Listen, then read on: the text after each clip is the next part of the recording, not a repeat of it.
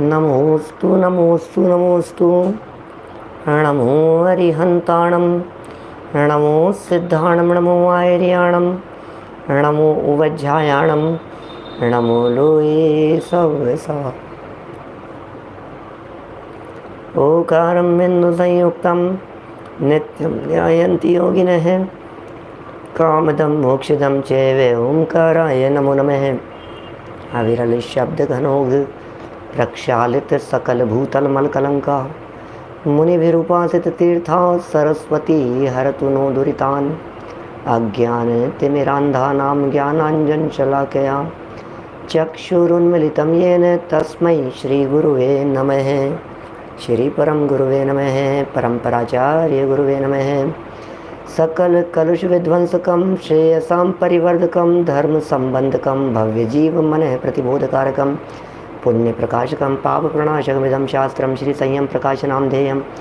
अस्य मूल ग्रंथकर्ता रहे श्री सर्वज्ञ देवास, तदुत्तर ग्रंथकर्ता रहे श्री गणधर देवा प्रति गणधर देवास, तेषां वचनानुसारम् आसाद्य आचार्य श्री कुंद कुंदामनाय आचार्य सूर्य सागरेण विरचितं। श्रोतारः सावधानतया शृण्वन्तु शृण्वन्तु। मंगलम भगवान वीरो मंगलम गौतमो गणी, मंगलम कुंद कुंदाद्यो जैन धर्मोस्तु मंगलम। सर्वमंगल मांगल्यम सर्वकल्याणकारिकं प्रधानम सर्वधर्माणां जैनम जयतु शासनम, जैनम जयतु शासनम, जैनम जयतु शासनम।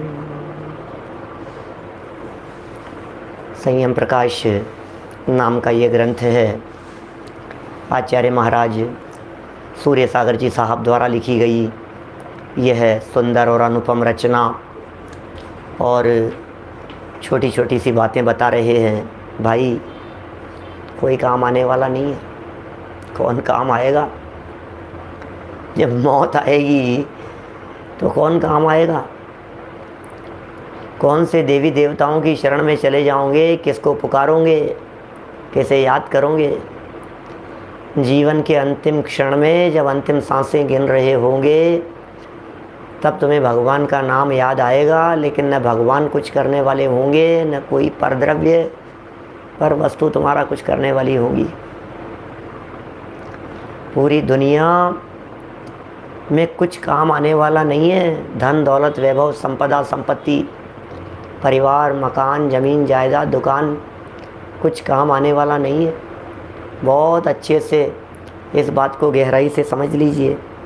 ये बातें कुछ अद्भुत है, ये बातें कुछ अलग हटके है।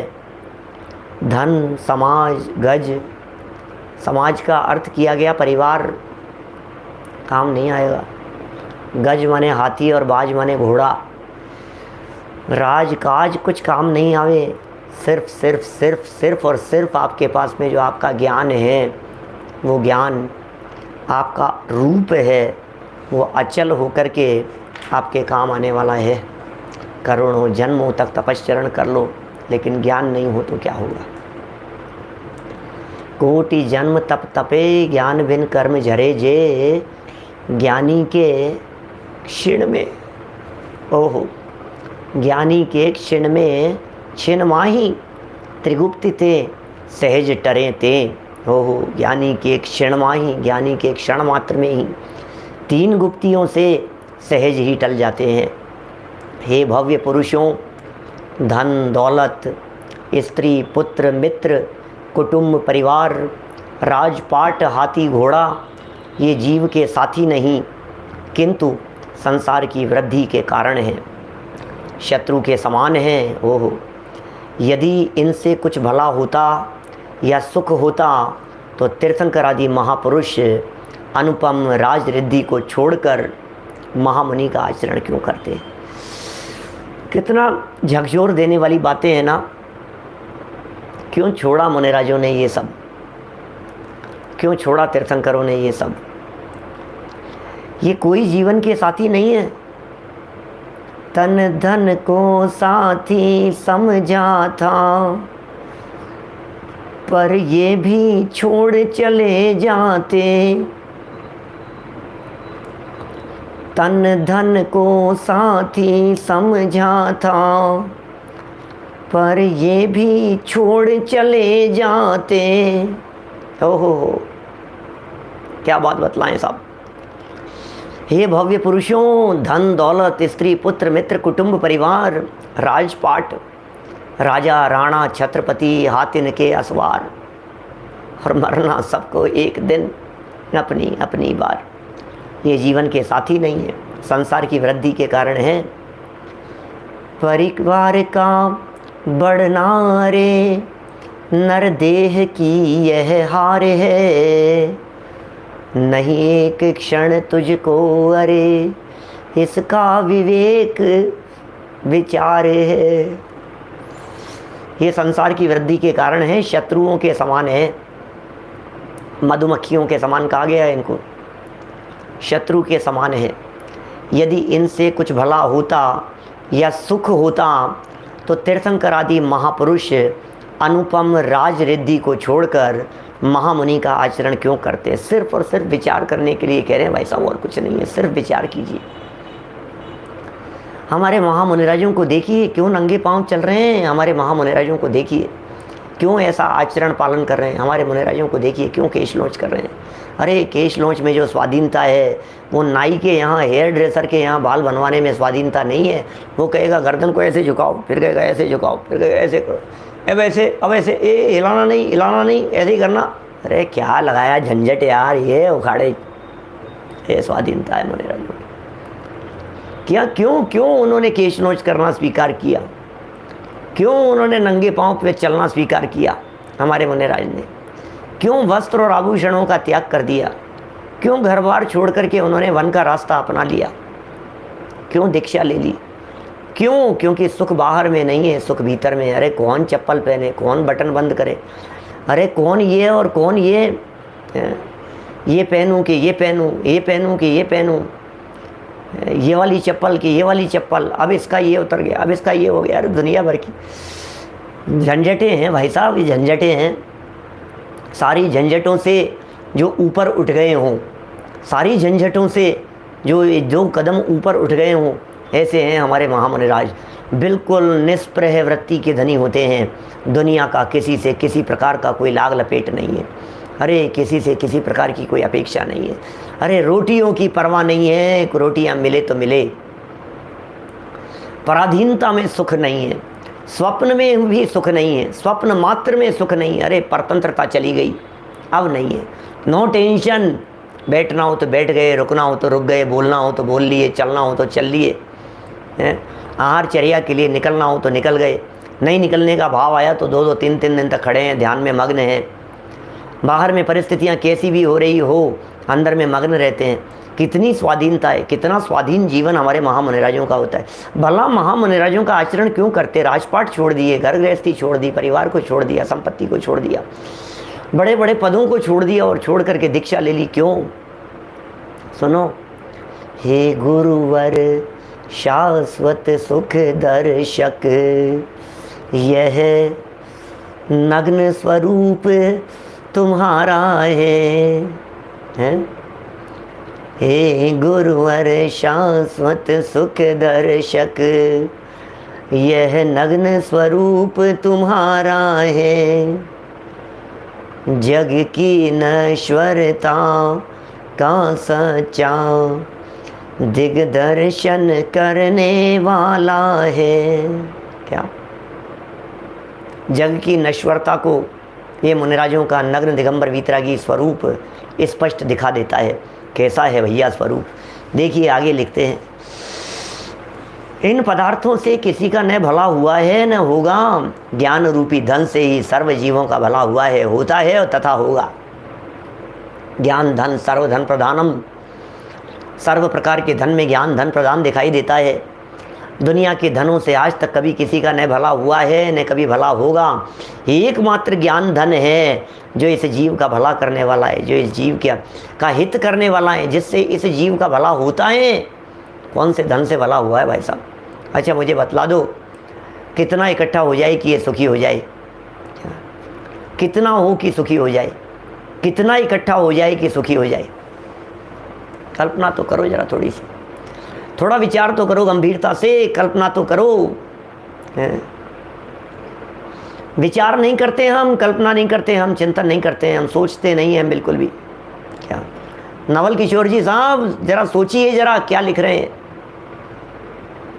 नहीं एक क्षण तुझको अरे इसका विवेक विचार है, नहीं एक क्षण, नहीं एक क्षण। बोलो अजय सोगानी जी साहब भोपाल से, बोलो क्या कह रहे हैं। टेंशन लेस जीवन होता है मुनिराजों का, कोई लिमिट नहीं है रिंकेश भाई, कोई लिमिट नहीं है। क्या करेंगे, कहाँ तक दौड़ते चले जाएंगे। मौत को नज़दीक से देखने के बावजूद भी हमारी आकांक्षाएं मिटती नहीं है, हमारी इच्छाएं मिटती नहीं है, हमारी तमन्नाएं छूटती नहीं है। दौड़े चले जाता है, भागे चले जाता है, एक के बाद एक के बाद एक के बाद एक, बस अब ये मिल जाए, अब ये मिल जाए, अब ये मिल जाए, अब ये हासिल हो जाए, अब ये हासिल हो जाए। अरे क्या, किसके लिए दौड़ रहा है भाई, किसके लिए दौड़ रहा है। नाम के लिए दौड़ रहा है, यश प्रतिष्ठा के लिए दौड़ रहा है, शारीरिक स्वास्थ्य के लिए दौड़ रहा है, परिवार के लिए दौड़ रहा है, अनुकूलताओं के लिए दौड़ रहा है, पैसे पैसे पैसे के पीछे भागे जा रहा है। ओह बोलो क्या लिख रहे हैं। जेफ वॉस का दुनिया का सबसे महंगा तलाक हुआ।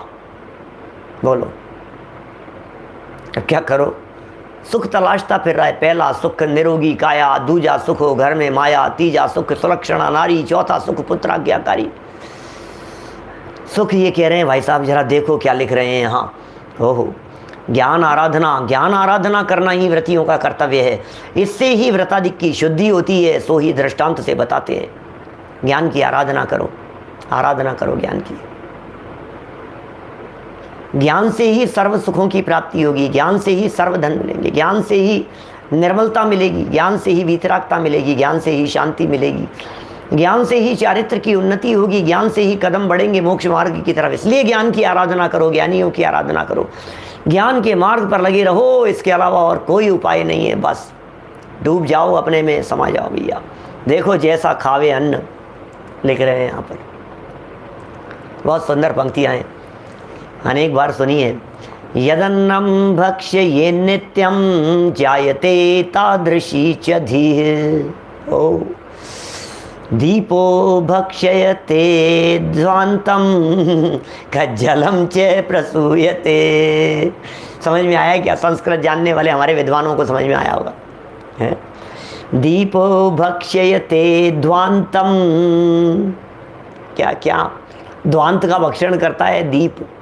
दीपक होता है दीपक, अंधकार का भक्षण करता है। दीपक किसको खा जाता है? दीपक के जलते ही क्या खा जाएगा वो? क्या खा गया?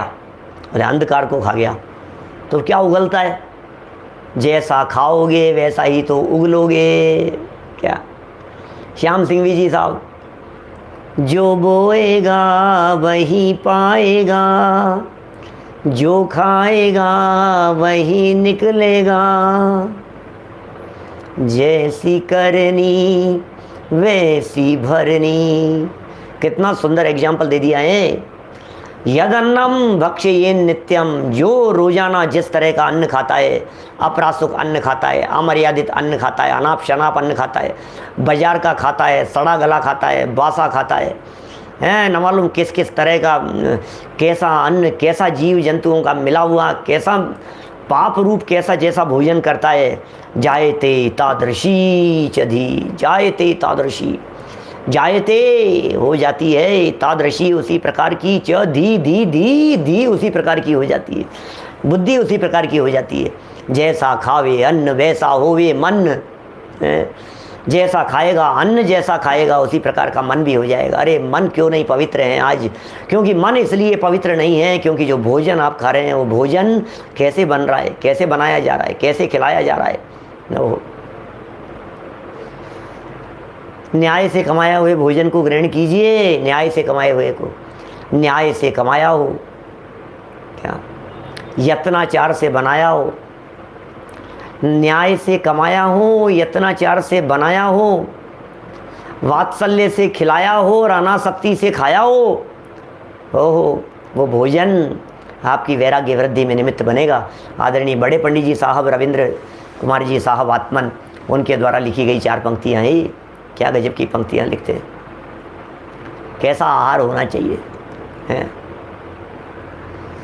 कैसा होना चाहिए आहार, भोजन कैसा होना चाहिए, खान पान कैसा होना चाहिए, खान पान की शुद्धता निर्मलता किस प्रकार की होनी चाहिए, मतलब किस प्रकार का होए। बोले सुनो, न्याय से कमाया हुआ भोजन का, न्याय से कमाया हुआ, न्याय नीति पूर्वक कमाया हुआ होना चाहिए, ऐसा होना चाहिए। और यत्नाचार से बनाया हुआ होना चाहिए। क्या मजाल, क्या आपके सामने, अरे कढ़ाई का दूध बाजार में जो मिलता है ऐसे गिरते रहते हैं, ऊपर से कीड़े गिरते रहते हैं और वो निकालता रहता है, उसमें चलनी से निकाल निकाल करके बाहर पटकता रहता है और उसी में से दूध निकाल निकाल कर फ्रेश ताज़ा है, देखो आप गटक गया। अरे भाई अकल नहीं है तुझे, क्या कर रहा है, समझ नहीं है तुझे, विचार विवेक ही नहीं है, कर क्या रहा है, हो क्या रहा है, किया क्या जा रहा है, हम क्या बताएं तुझे, हैं। ये कह रहे हैं जैसा जैसा खाओगे। और फिर क्या कहा, वात्सल्य से, खिलाने में भी वात्सल्य होना चाहिए। खिलाने वाला मरे जा रहा है, मरे जा रहा है, इसकी तो ऐसी की तैसी, इसने तो ऐसा कर दिया, अब देखो इनको देख लेंगे, इन भावों से बना बना करके खिलाए तुम्हारे को, ये आ गया, इसका ऐसा, इसने ऐसा ही नहीं किया, उसने ऐसा ही नहीं किया। अरे कैसे भावों से खिला रहे हो तुम, क्या, अरे भाई साहब कितना पैसा खर्च होता है भाई साहब। अब देखो, जब अन्याय अनीति का बनाने वालों के यहाँ मुनिराजों का आहार होता है, तब क्या होता है, अयत्नाचार पूर्वक और अवात्सल्य पूर्वक खोटे परिणामों से जब खिलाया जाता है तो कैसे परिणाम आएंगे फिर उनके, फिर मन भी किस प्रकार का हो जाएगा। और सबसे महत्वपूर्ण बात चौथे नंबर पर कह दिया, अनासक्ति से खाया गया हो, खाओ खाओ खाओ खाओ।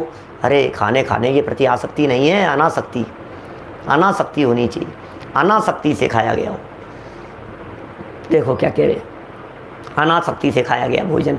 भावार्थ पढ़ रहा हूँ यहाँ, ये प्राणी जैसा अन्न खाएगा वैसी ही इसकी बुद्धि हो जाएगी, बुद्धि भी उसी प्रकार की हो जाएगी। बहुत महत्वपूर्ण बात है ये। बात आपने, वाक्य आपने कई बार सुना होगा, जैसा खावे अन्न वैसा होवे मन।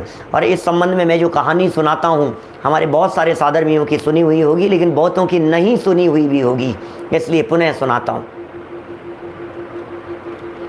प्रसंग पर, इस प्रसंग पर कौन सी कहानी, बोलो किसको याद है? हिंट नहीं दे रहा हूं, नहीं, ये नहीं, राकेश मोदी जी साहब, दूसरी सुनाऊंगा, सुनाना शुरू करूंगा तब तो याद आ जाएगी। लेकिन याद आनी चाहिए आपको, ऐसे हो जाना चाहिए कि प्रकरण ख्याल में आते ही कि गोदा जी इसके बारे में ये कहानी सुनाते हैं, ऐसा। कौन सी? महाभारत का युद्ध समाप्त हो जाने के उपरांत कौरव तो बचे नहीं थे, पांडव लोग बचे हुए थे। सब पांडव लोग मिलकर के भीष्म पितामह के पास में पहुंचे। महाभारत की कथा सुना रहा हूँ भरत भाई।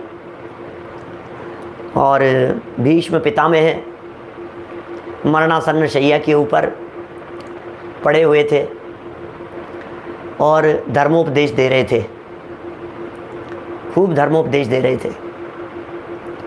सामने कौन कौन खड़ा था? युधिष्ठिर, भीम, अर्जुन, नकुल, सहदेव, कुंती, द्रौपदी, हैं, ये सब लोग खड़े हुए थे। ये सब जो बच गए थे वो सब खड़े हुए थे, उनको धर्मोपदेश दिए जा रहे थे, न्याय नीति की बातें बतलाए जा रहे थे, खूब न्याय नीति की बातें बता रहे थे, सिखा रहे थे।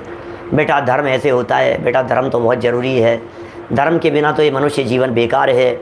जिसके जीवन में धर्म नहीं है उसने अपने जीवन में क्या किया, सब खत्म कर लिया। ऐसा होना चाहिए, ऐसी करुणा होनी चाहिए, होकर सुख में मग्न न फूले, दुख में कभी न घबरावे, पर्वत नदी शमशान भयानक, अटवी से नहीं भय खावे, रहे अडोल अकंप निरंतर, ये मन दृढ़तर बन जावे, इष्ट वियोग अनिष्ट योग में सहनशीलता दिखलावे। सुखी रहें सब जीव जगत के, कोई कभी नहीं घबरावे, बैर पाप अभिमान छोड़ जग नित्य नए मंगल गावे, घर घर चर्चा रहे धर्म की, दुष्कर दुष्कर हुआ करे, ज्ञान चरित्र उन्नत कर अपना। ओहो, और ऐसी लाइनें हैं ना। और उसके ऊपर, अथवा कोई कैसा भी भय या लालच देने आवे, तो भी न्याय मार्ग से मेरा कभी न पद डिगने पावे, न्याय मार्ग से मेरा कभी भी पद विचल। ऐसे अच्छी अच्छी बातें सुना रहे थे पितामह, सब सुन रहे थे, भाई पितामह का उपदेश है, भाई हमारे पितामह का उपदेश है, दे रहे हैं उपदेश दे रहे हैं। बात चलते चलते सीरियस मैटर चल रहा था और द्रौपदी को हंसी आ गई, हंसने लग गई।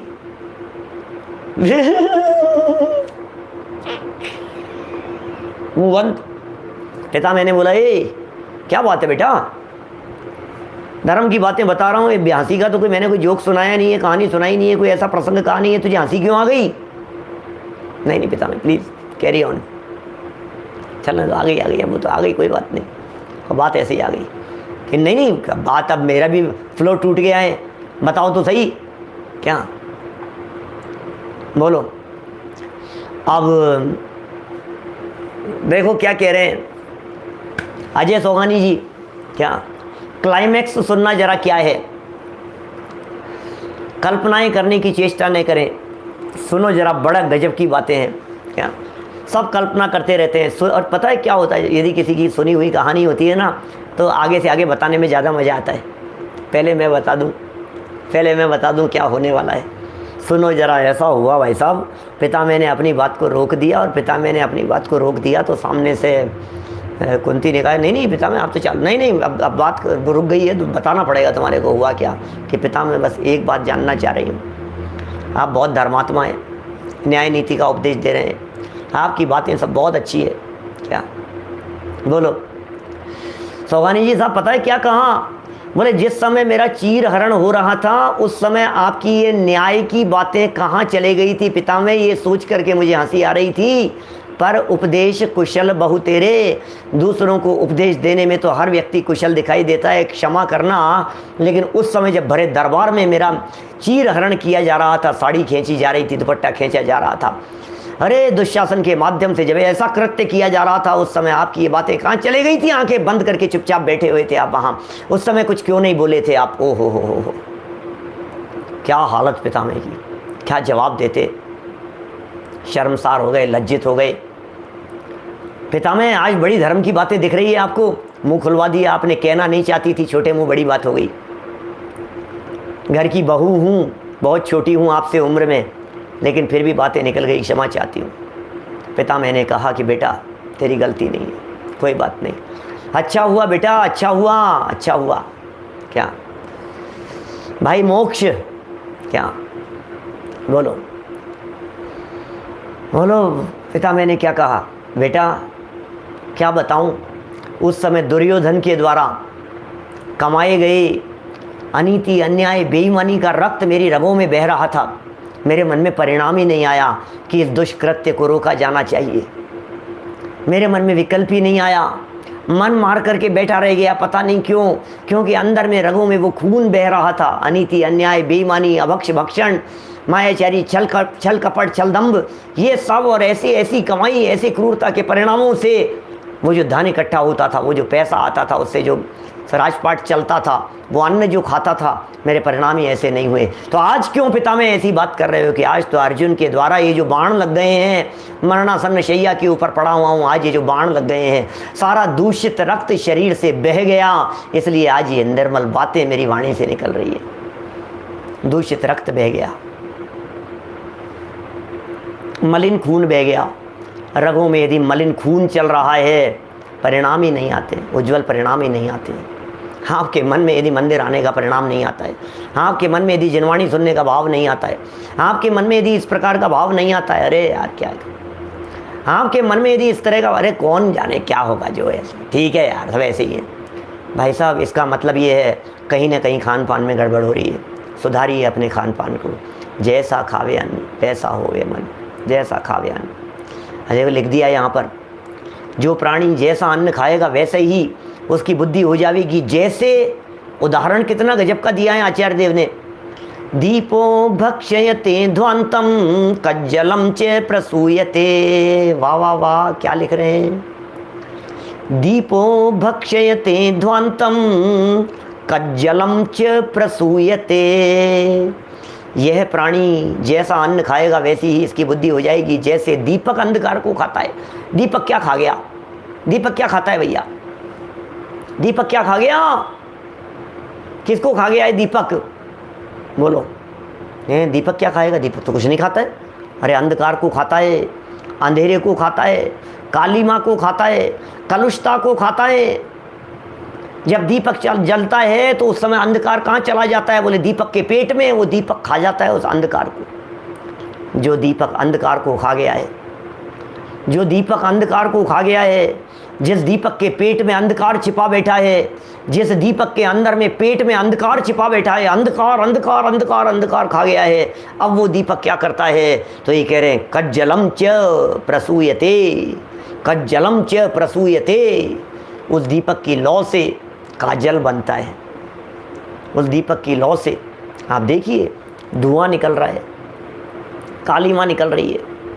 जिस जगह पर आप दीपक जला करके छोड़ देंगे, यदि 2 फीट की ऊंचाई पर छत है और सफ़ेद छत थी बिल्कुल, तो 2 फीट की ऊंचाई पर उस सफ़ेद छत को काला देखेंगे। उस जगह से आप काला हो गया है, जल जाएगा वो। कालीमा कालीमा कालीमा, कालीमा ही उगलता है क्या? हो क्या लिख रहे हैं, कितने सुंदर शब्द हैं। अंधकार को ही उगलता है, काजल को ही, काजल काजल जो होता है ना सुरमा, काजल को ही उगलता है। लोक में ये कहावत भी प्रसिद्ध है कि जैसा खावे अन्न वैसा होवे मन, जैसा पीवे पानी वैसी बोले वाणी। बोलो, जैसा खावे अन्न, क्या बोलो? जैसा खावे अन्न वैसा मन हो जावे, जैसा पानी पीवे वैसी वाणी निकले। पानी कैसा पीते हैं? वाणी भी उसी प्रकार की होगी आपकी। खोटा पानी पी पी करके, अशुद्ध अपवित्र पानी पी पी करके वाणी भी खराब हो गई है क्या?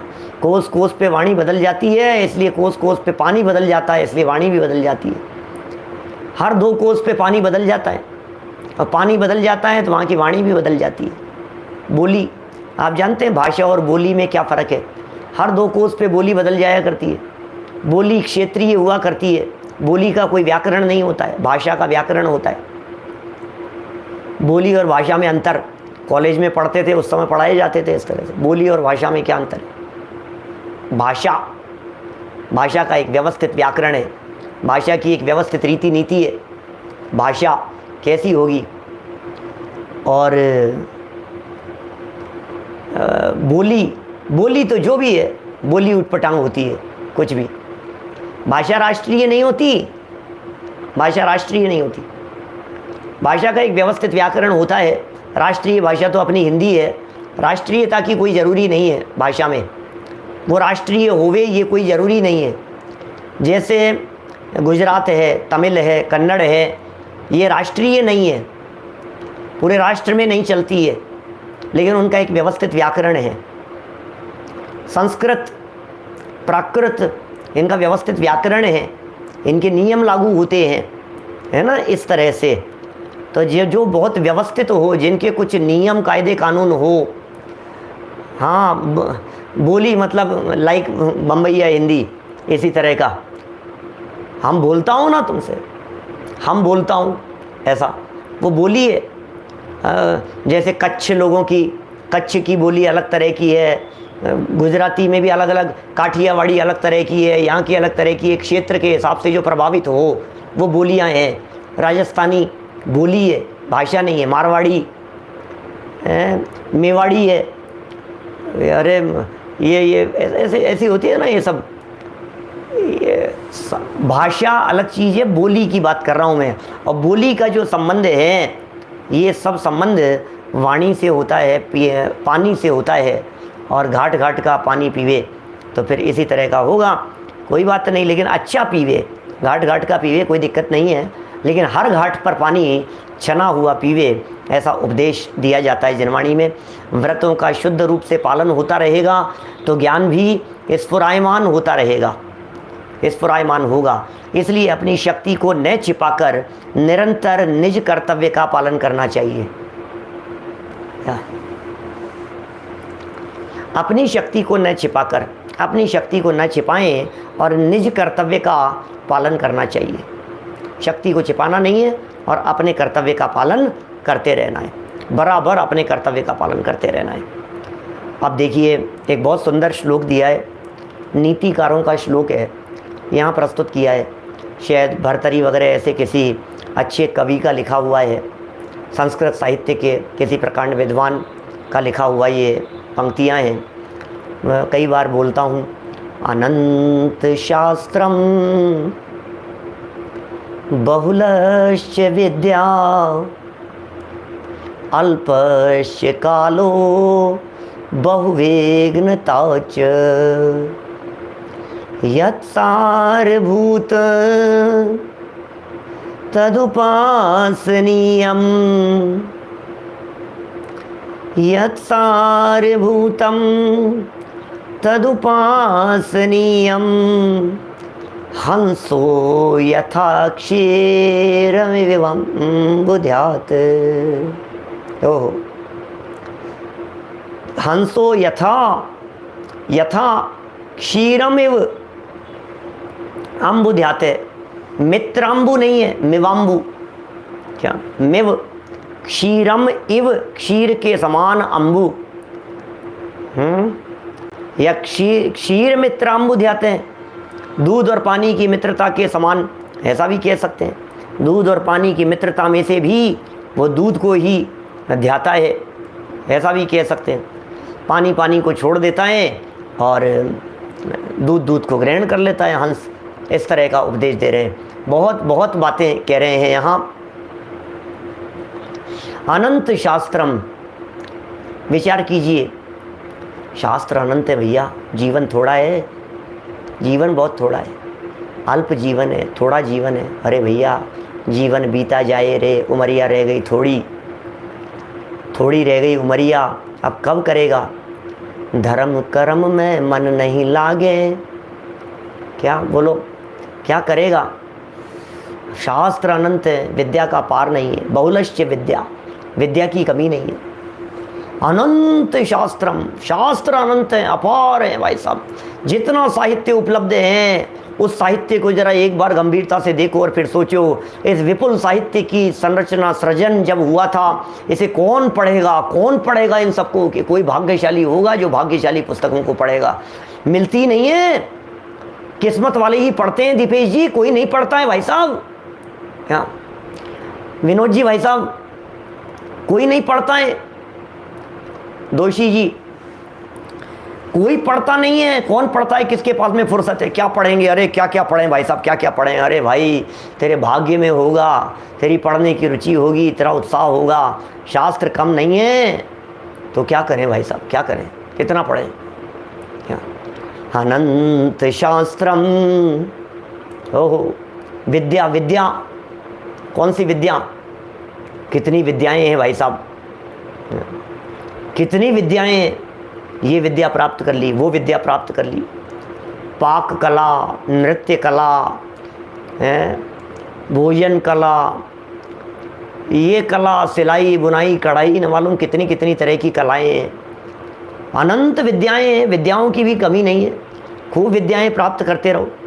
आज MBA कर लिए, आज CA कर लिए, आज CS हो गए, आज ये हो गए, क्या क्या करता रहता है।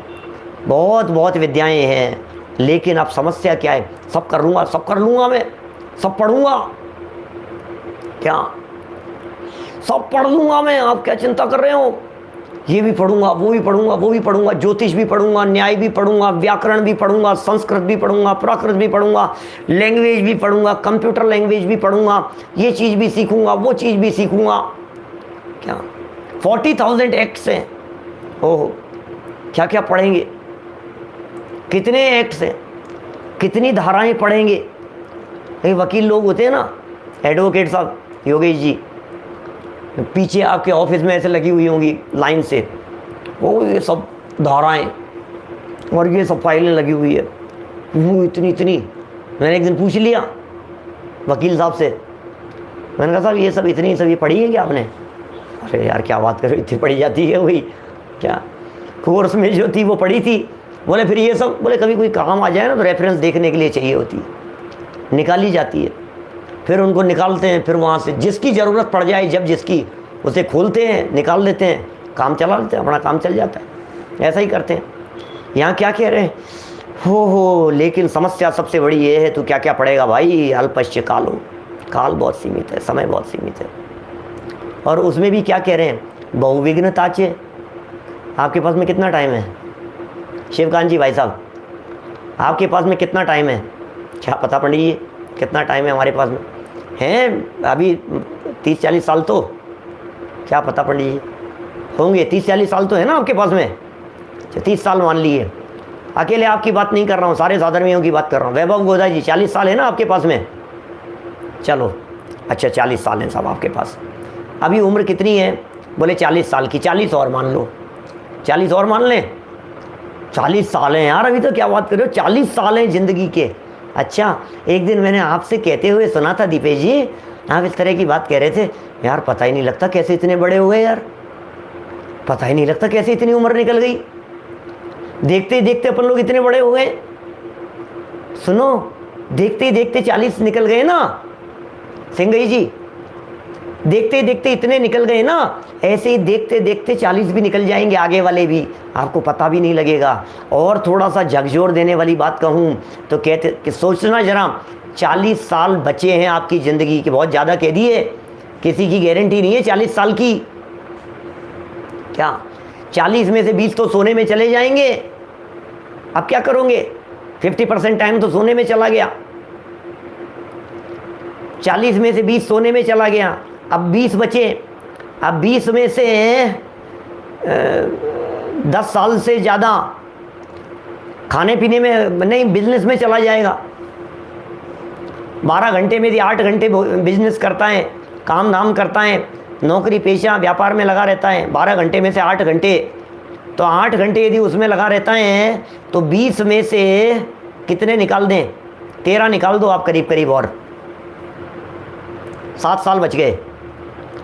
अब 7 साल में से अब जो जितना समय बचता है उसमें खाना पीना, टीवी, व्हाट्सएप, फेसबुक, 6 साल निकल गए।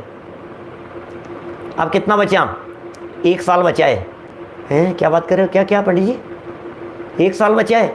कि हाँ 1 साल बचा है, और मैं दावे के साथ कह सकता हूँ, आप सब लोगों से कह रहा हूँ, खुले मंच से कह रहा हूँ, क्या आप अपनी बची हुई ज़िंदगी में 1 साल से ज़्यादा आराधना का समय नहीं दे पाएंगे? बोलो, लगा लो। 1 साल में कितने घंटे होते हैं? 1 साल में उतने घंटे लगा लो आप आपकी बची हुई ज़िंदगी में इतना समय दे पाएंगे क्या? बोलो प्रियंक शास्त्री जी, कैलकुलेट कर लो ज़रा।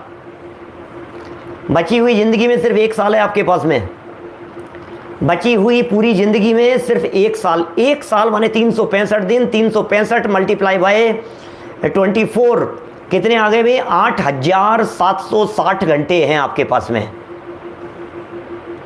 8760 घंटे हैं। अब इस बचे हुए टाइम को मात्र इतने से हैं, इसमें भी क्या होगा? ये तो तब कह रहा हूँ जब 40 वर्ष हो तब। क्या आप कहोगे 8700 तो बहुत कह दिया, और बहुत है यार 8700 किसे कहते हैं? 40 साल की ज़िंदगी हो तब की बात कर रहे हैं। सेकंड्स में निकाल दिया, मिनट में निकाल दिया, एक एक मिनट की कीमत देखो, एक एक सेकंड की कीमत देखो ज़रा, कहाँ जा रहा है भाई? ख़त्म हो रहा है ज़िंदगी। 24 घंटे में कितना सुन पाते हैं, 24 घंटे में कितना अध्ययन कर पा रहे हैं, 24 घंटे के अंदर कितना आराधना कर पा रहे हैं, कितनी विराधना में जा रहे हैं, कितना टीवी में जा रहा है, कितना शादी विवाह में जा रहा है, कितना बच्चों की शादी में, अरे शादी का आयोजन था यार, 15 दिन से तो इतने उलझे हुए हैं। ऐसे भी 15 दिन निकलेंगे जिसमें 15 मिनट नहीं निकले तो स्वाध्याय के लिए, ऐसे 15 दिन निकलेंगे तुम्हारे जीवन में।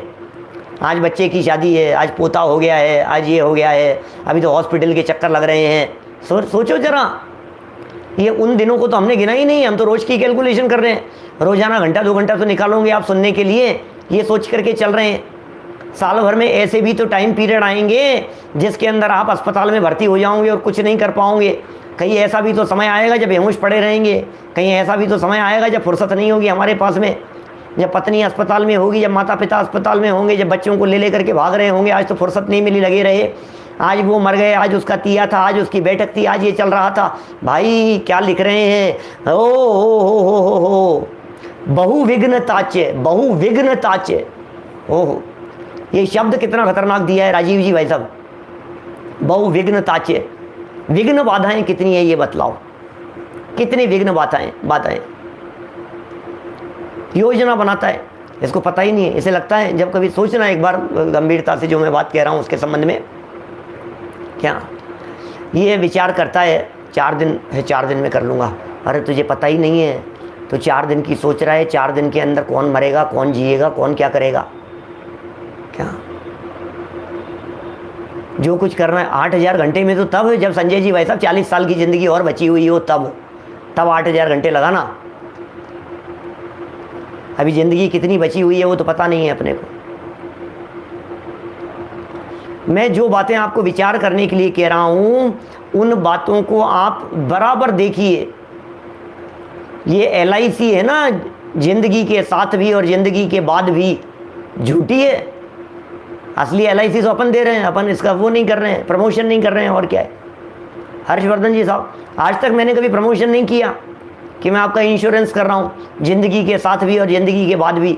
वो तो झूठ बोल रहे हैं। ज़िंदगी के बाद किसको, मुझे मिलेगा कि ज़िंदगी के बाद?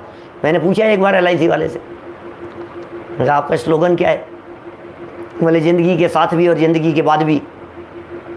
मैंने कहा ज़िंदगी के साथ का तो समझ में आ गया, ज़िंदगी के बाद क्या देने के लिए दूसरे भाव में आओगे? बोले नहीं, पीछे वालों को देंगे। तो फिर तो बाद में मुझे कहाँ मिला? प्रीमियम मेरे से, और मेरी ज़िंदगी पूरी हो जाने के बाद में दोगे किसी और को। मुझे थोड़ी ना दोगे आप ज़िंदगी के बाद, ये बताओ। असली LIC तो हम बांट रहे हैं यहाँ पर आपको। ज़िंदगी के साथ भी शांति मनाओ, ज़िंदगी के साथ भी शांति से जियो, ज़िंदगी के साथ भी सुख चैन से जियो, और ज़िंदगी के बाद भी सुख शांति और चैन से जियो। क्या शादी अनंत काल के लिए सुख शांति और चैन मिलेगा? ये बात है कि नहीं? ये ज्ञान ही तो साथ जाएगा। उसी ज्ञान की तो हम चर्चा कर रहे हैं आपके बीच में। ज़िंदगी के साथ अभी जितना जी सको उतना जी लो जिंदा दिली से, और ज़िंदगी के बाद माने क्या है? ये जीवन पूरा हो जाने के बाद भी क्या उसके बाद भी मिलेगा। इस जन्म में ना मिले पर जन्म में मिलेगा। हर जन्म में जो बचे हुए 2-4 जन्म साथ में हैं, उन 2-4 जन्मों के अंदर ये तत्व ज्ञान की बातें काम आएगी भाई साहब। क्या ये सब काम आने वाली है। इसलिए बहुविघ्न ताचे, मेरे को तो बहुविघ्न ताचे इतना खतरनाक लगता है। कभी फ्लाइट में सफ़र कर रहे हैं, कभी बिस्तरों में पड़े हुए हैं, कभी 104 डिग्री बुखार हो गया है, क्या कभी अस्पतालों के चक्कर लग रहे हैं, कभी दाढ़ इतनी तेज़ दर्द कर रही है कि आप कल्पना नहीं कर सकते, कभी दिमाग में ऐसे 12 बज रहे हैं, चक्कर खा करके गिर गया। विघ्न बाधाएं कितनी है। मैं मेरी तो नहीं कहता, मैं तो अपने आप को अलग हटा करके बात करता हूँ। आप लोगों से कहता हूँ, सुनने वालों से कहता हूँ। 365 दिन अटेंडेंस कितने लोगों की है? वैसे अभी सब फटाफट लिखने लग जाएंगे, हमारी है हमारी है हमारी है, ऐसे लिखने लग जाएंगे। लिखना मत, अभी कोई मत लिखना, सिर्फ दिल पर सोचना अपने। 365 दिन की अटेंडेंस मेरे अलावा और किसकी है? 610 नंबर पेज पर आ गया हूँ, संयम प्रकाश। 610 नंबर पेज पर, 610 नंबर पेज तक आप लोगों में से कितने लोग हैं जिन्होंने एक लाइन भी नहीं छोड़ी हो मेरे अलावा? मैंने तो हर लाइन पढ़ी है जिग्नेश भाई। बोलो, सब छुट्टियां मनाते हैं, क्यों मनाते हैं? मैं कोई ऑब्जेक्शन नहीं कर रहा हूँ, घर के काम होते हैं, जिम्मेदारियाँ होती है, बहुत तरह की बातें होती है, मैं सब समझ सकता हूँ। लेकिन मैं सिर्फ इतना कहना चाह रहा हूँ, जितनी जिम्मेदारियाँ, जितनी सब कुछ है ना, वो सब समझना चाहिए विघ्न बाधाएं हैं। आज मेहमान आ गए, आज दोस्त आकर के बैठ गए सामने, अब क्या करो यार। मैं तो प्रवचन सुनना चाहता था, अब वो 4-5 दोस्त, पुराने दोस्त कॉलेज टाइम के, वो आकर के बैठ गए माथे पर।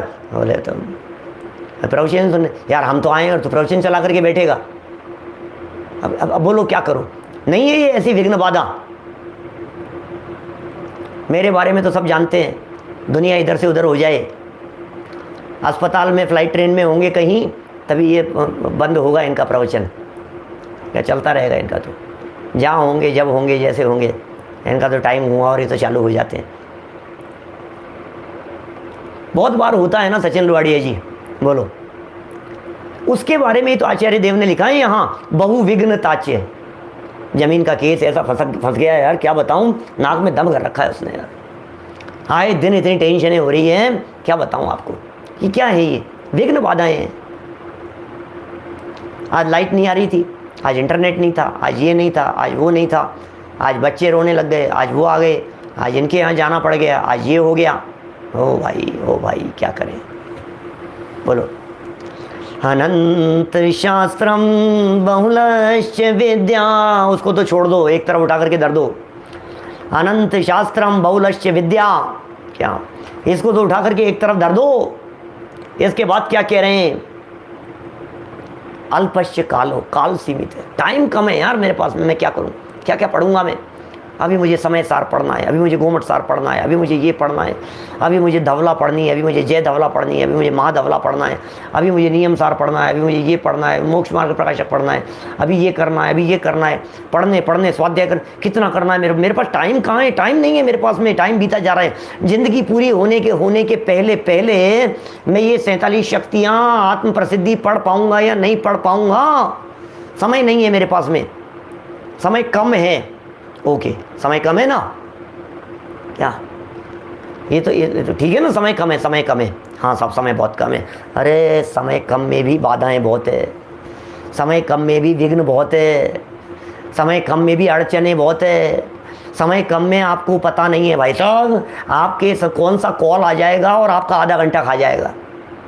समय कम में आपको पता नहीं है घर में कौन सी टेंशन आ जाएगी, बिजली का बिल ज़्यादा आ गया, अचानक 10 गुना ज़्यादा बढ़ा करके दे दिया। अब उसके चक्कर में चक्कर लगाते रहो, तुम नोटिस भेजते रहो, जवाब देते रहो। ये रोज़ की उलझने हैं। सच कहता हूँ मैं,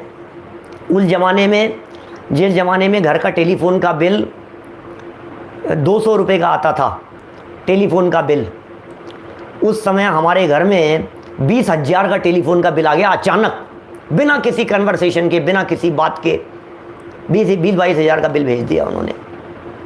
जा कर के बात की, बोले नेट कनेक्शन यूज हुआ है। एक दिन के लिए लगवाया था उनसे कुछ, और फिर वो कुछ दूसरी जगह जाना पड़ गया, कुछ ऐसा हो गया, तुरंत कटवा दिया था उसको, तुरंत ही। वो कहते हैं यूज हुआ है। मैंने कहा बुद्धि ठीक है क्या? खूब माथे पचाए उसके लिए। ये आप जवाब दो, एक दिन के अंदर कोई व्यक्ति 20,000 का इंटरनेट यूज ले सकता है क्या? ब्रॉडबैंड कनेक्शन लगवाया था कोई 10-12 साल पुरानी, 15 साल पुरानी बात होगी, 15 साल हो गए करीब उस बात को। ये बात होगी 2006-07 के आसपास की बात है।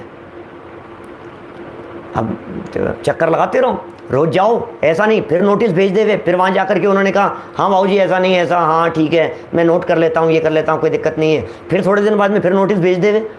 गजब हो गया यार, 200 रुपये की जगह आप 20,000 का 100 गुना ज़्यादा टेलीफोन का बिल। अब बोले नहीं साहब हमारे तो रिकॉर्ड में यही दिखा रहा है, आप उनसे बात करो, आप उस ऑफिस में जाओ, आप वहाँ उस अधिकारी को एप्लीकेशन लिख करके दो, आप उसका ये करो। अरे यार ज़िंदगी इसके लिए है क्या? कहाँ फंस गए ये? हमारी क्या गलती है, मुझे ये समझ में नहीं आ रहा है। गलती क्या है? ये विघ्न बाधाएं बहुत है, और क्या कर, उलझा रहेगा चक्कर में। कभी लाइट का बिल ज़्यादा आ जाता है, कभी कनेक्शन कुछ हो जाता है, कभी ये हो जाता है, कभी वो हो जाता है, कभी बिजली उड़ जाती है, कभी ट्रांसफार्मर उड़ जाता है, कभी फ्यूज उड़ जाता है, कभी ये ख़राब हो गया, कभी वो ख़राब हो गया, कभी नौकर छोड़ करके भाग जाता है, कभी घर के काम का लोड आ जाता है, कभी उसका वो हो जाता है। तो मनुष्योचित परिस्थितियाँ हैं, हजारों तरह की परिस्थितियाँ लोगों के साथ, सबके साथ में कुछ ना कुछ बनती रहती है। फाइलें इस टेबल से उस टेबल पे चले, उस टेबल, बहुत कम से कम 3-4 साल लग गए उस मैटर को निपटाने में, और वो भी ऐसे सेटलमेंट में जाकर के निपटा कि आप ये दूसरा कनेक्शन लगाओ, फिर आपको इसके अंदर ये कर देंगे, फिर वो कर देंगे, इतना तो आपको जमा कराना ही पड़ेगा, इतना तो ये होगा ही, हम तो कुछ नहीं कर सकते। फिर वो सर दर्द, माथा खराब, ले यार तुम डरने तो जो है सो है, कोई बात नहीं, तुम्हें लेना है पीछे छोड़ो तुम इस चीज़ से, हमें नहीं उलझना यार, क्या करो। ये ऐसी है स्थिति।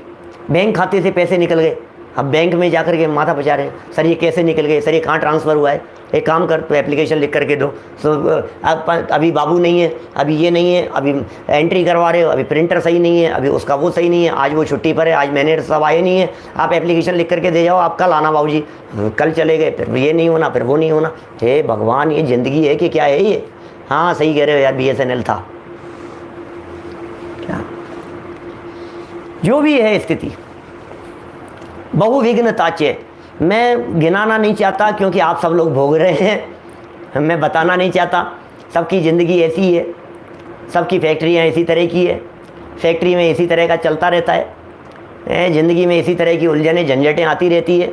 इसलिए अब क्या करें, समय कम था, परेशानियाँ बहुत ज़्यादा हैं, फिर ऊपर से और आफत आ गई। अब क्या करूं बतलाओ, क्या बोलो, अब क्या करूं संजय जी, आप ही बता दो मैं क्या करूं। बोले सुन, एक काम कर, मैं यह प्रत्यक्ष अखंड अनंत चिन्ह मात्र ज्योति आत्मा आदि अनंत नित्य उदय रूप विज्ञान घन स्वभाव भावत्व के कारण एक हूँ। सोते समय शांति से बैठ करके एक माला का जाप कर लिया कर विचार चिंतन करते हुए बस तेरा काम हो जाएगा। चल छोड़ दिया तुम, छुट्टी हो गया। रेहट और घोड़े की कहानी है। ये भी चिक भी ऐसी ही चलती रहेगी, चूं चूं भी चलती रहेगी और तेरे को पानी भी इसी में पीना पड़ता रहेगा। ये घर गृहस्थी की तू मैं झे झे भी इसी के अंदर चलती रहेगी और तुझे ये काम भी इसी में करना पड़ेगा। ये मंत्र यदि जिनको ये मंत्र याद हो गया और याद रह गया, याद होना महत्वपूर्ण बात नहीं है, याद रह गया क्या, और रोजाना जो इस मंत्र का जाप करने लग गए, चिंतन करने लग गए। सामायिक के लिए मैंने आपको मंत्र दे दिया, सामायिक में क्या करना है, चिंतन में आपके क्या चलना चाहिए, ये जिसके धारा में चलने लग गया बोले बस हो गया तुम्हारा, और कुछ नहीं चाहिए भैया।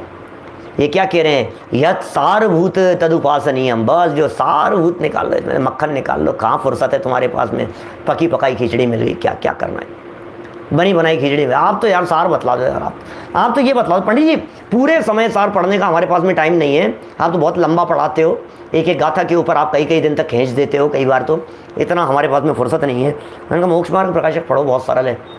मैंने कहा प्रवचन है कितने, 422 और राम रे 422 प्रवचन है मोक्ष मार्ग प्रकाशक के ऊपर। सुनकर के माथा ऐसा हो जाता है, 422, हे भगवान हमारे बस की बात। एक काम करो ना यार, आप इन 422 प्रवचनों का सार बतला दो ना, मोक्ष मार्ग प्रकाशक का सार बतला दो ना। तो फिर हमने एक बार चलाया 10 लक्षण में अमेरिका वालों के लिए, अभी कोरोना के पीरियड में चलाया बीच में, 10 दिन में 10 प्रवचन में पूरा मोक्ष मार्ग प्रकाशक का सार, रहस्य पूर्ण चिट्ठी वगैरह मिला करके शायद 11 प्रवचन कर दिए। अच्छा 11 प्रवचन, 11 प्रवचन के अंदर पूरा समय सार, कि हाँ पूरा समय सार 10-11 प्रवचन में, हाँ और क्या है। अरे यार ये अच्छा काम कर दिया आपने। फिर दूसरे सज्जन मिले, 11 प्रवचन है, 11 प्रवचन है, ऐसा नहीं हो सकता एक प्रवचन में हो जाए। हाँ भाई साहब क्यों नहीं हो सकता है। फिर हमने शिकागो में एक प्रवचन किया, मोक्ष मार्ग प्रकाशक का सार, एक ही प्रवचन के अंदर पूरा मोक्ष मार्ग प्रकाशक, खत्म कहानी। लो साहब पूरा समय सार एक प्रवचन में, पूरा प्रवचन सार 3 प्रवचन में, 10 प्रवचन में, 3 प्रवचन के अंदर भी पूरा प्रवचन सार है, 10 प्रवचन में भी पूरा प्रवचन सार है, क्या सार बता देंगे। अब और कम न, और एक प्रवचन, अरे भाई साहब क्या कह रहे हो यार, 1 घंटे का टाइम निकालना पंडित जी कोई फालतू समझ रखा है। 1 घंटा किसे कहते हैं आप जानते हो, हमारे 1 घंटे की कीमत क्या है। तो क्या चाहते हो, सार बता दो यार, 1 आध मिनट में बता दो यार, फुर्सत नहीं है, टाइम नहीं है हमारे पास में, जल्दी से बता दो आप। तो क्या बतलाएं, मैं यह प्रत्यक्ष अखंड अनंत चिन्मात्र ज्योति आत्मा आदि अनंत नित्योदय रूप विज्ञान घन स्वभाव के कारण एक हूँ। क्या करें, 20 सेकंड का बता दिया, क्या करें बोलो, क्या करें। और शॉर्ट करूं कितना शॉर्ट कराओगे, कितना शॉर्ट कराओगे भाई साहब, कितना शॉर्ट करोगे। जीवन बहुत छोटा है, क्या जीवन बहुत छोटा है, विघ्न बाधाएं बहुत है। सारभूत चीज पढ़ो, महत्वपूर्ण चीज पढ़ो, इतनी छोटी सी जिंदगी में जो कर सको कर लो यार। यत सारभूत तद उपासनीयम, कैसे तद उपासनीयम, उसी की उपासना करने योग्य है जो सारभूत है, बस उसकी उपासना कर लो। जिंदगी क्या पता जीवन का अंतिम क्षण कब आ जाए, क्या पता कौन से समय में आ जाए भाई साहब, क्या पता ट्रेन में मरेंगे कि बस में मरेंगे कि फ्लाइट में मरेंगे कि रोड क्रॉस करते हुए हमारी डेथ होगी, घर में रहेंगे ड्राइंग रूम में होंगे कि किचन में होंगे कि बेडरूम में होंगे, नीचे सीढ़ियों पर चलते चलते मरेंगे कि रोड क्रॉस करते हुए एक्सीडेंट हो जाएगा, क्या पता कौन से क्षण जीवन पूरा हो जाएगा। कुछ मंत्र ऐसे अपने दिमाग में सेट करके रख लो कि जीवन अंतिम समय दिखाई देवे और कोई उपदेशदाता नहीं हो, बस 2 शब्द याद करूंगा, हूँ परमात्मा हूँ क्या एक छू, बस देह से भिन्न चैतन्य तत्व हूँ, अरे मैं तो नहीं मरने वाला तत्व अनादि अनंत ध्रुव प्रभु परमात्मा हूँ, देह देवालय में विराजमान, बस खत्म, छुट्टी, अहम एक को करो शुद्ध, खत्म हो गया काम। ये सारभूत काम करना है। जैसे हंस कर लेता है, छोड़ देता है पानी, पानी को छोड़ दो, बाकी चीजें छोड़ दो, अनइम्पॉर्टेंट चीजों को छोड़ दो, इंपॉर्टेंट चीज को ग्रहण कर लो। यह सारभूत है तदुपासनीयम, हंसो यथा क्षीर में वम बुद्याते। चलिए फटाफट पढ़ देता हूँ इसको, कल क्योंकि अगला प्रकरण मेरे को शुरू करना है, इसलिए अभी की बात को यहीं पढ़ करके पूरा करें, अपन समय बहुत हो गया, क्या करूँ, कल पढ़ूँ, चलो कल पढ़ के पूरा कर देंगे, क्या करें, कल पढ़ेंगे। निर्वाणी स्तुति लो, कोई बात नहीं। जावाणी के ज्ञान ते सूझे लोकालोक, सोवाणी मस्तक नमो सदा देत हूँ ढोक, सदा देत हूँ ढोक। नमो हरिहंताणम, नमो सिद्धाणम, नमो हरियाणम, नमो वज्रायाणम, नमो रे सब